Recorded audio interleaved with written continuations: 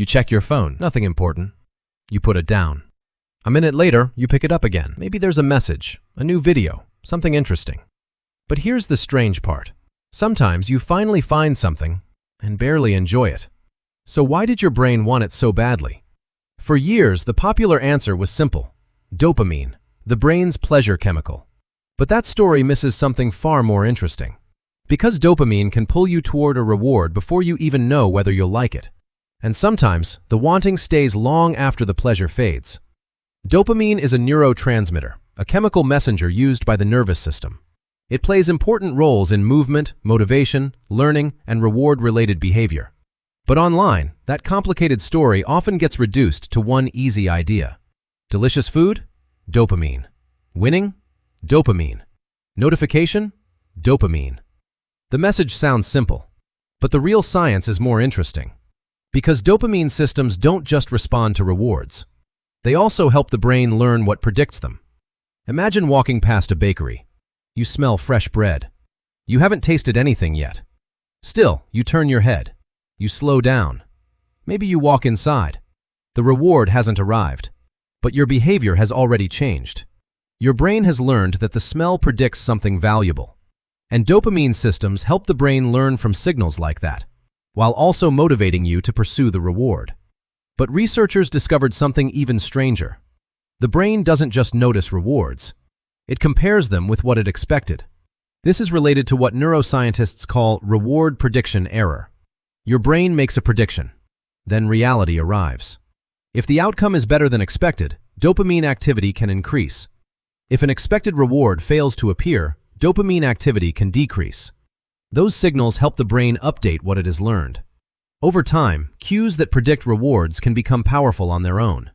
A smell, a sound, a place, a notification. Before anything rewarding has happened, your brain has already learned. Something might be coming. And that creates a fascinating question. What if you strongly want the reward, but don't actually enjoy it very much? Researchers distinguish between two processes: wanting and liking. Liking is the pleasure of the reward. Wanting is the motivational pull toward it. Usually, they work together. You want food, you eat it, you enjoy it. But they can separate. Something can become extremely attractive to pursue without becoming equally pleasurable. In other words, you can want something more than you actually like it. And suddenly, endless scrolling looks different. Maybe every video isn't satisfying. Maybe part of what keeps you scrolling is the possibility that the next one will be. One more swipe, one more refresh, one more maybe. Uncertain rewards can be especially effective at keeping behavior going. Think about a slot machine. You don't know when a reward will appear. Your phone can create its own kind of uncertainty. You scroll, nothing interesting. You scroll again. Then suddenly, something grabs your attention. A message, a video, something unexpected. So you keep searching. Smartphones didn't create our ability to learn from uncertain rewards. They entered a brain already capable of learning which signals predict valuable outcomes. For our ancestors, recognizing cues linked to food, danger, opportunity, or social connection could help survival. Today, that same learning machinery operates in an environment overflowing with signals competing for attention. The underlying learning mechanisms are old. The environment around them has changed dramatically.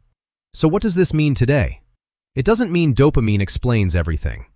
Habits, emotions, memory, social needs, attention, and environment all matter too. Dopamine isn't your enemy. And calling every rewarding experience a dopamine hit oversimplifies the science. The deeper story is about learning. Your brain is constantly updating what seems worth pursuing. And sometimes, what we strongly pursue isn't what gives us the most pleasure. So return to your phone. You check. You scroll. Maybe something interesting appears. Maybe it doesn't. And soon, you want to check again. Because your brain doesn't only learn from rewards. It learns from the signals that predict them. And sometimes, those signals keep pulling even when the experience itself becomes less satisfying. So maybe the important question isn't, do I want this? It's, do I actually like what I keep wanting? Because sometimes, the wanting outlives the liking. And understanding that difference may help you decide what truly deserves your attention. If this changed how you think about your brain, subscribe to Understated Minds. Because understanding what pulls your attention is the first step toward deciding where it goes next.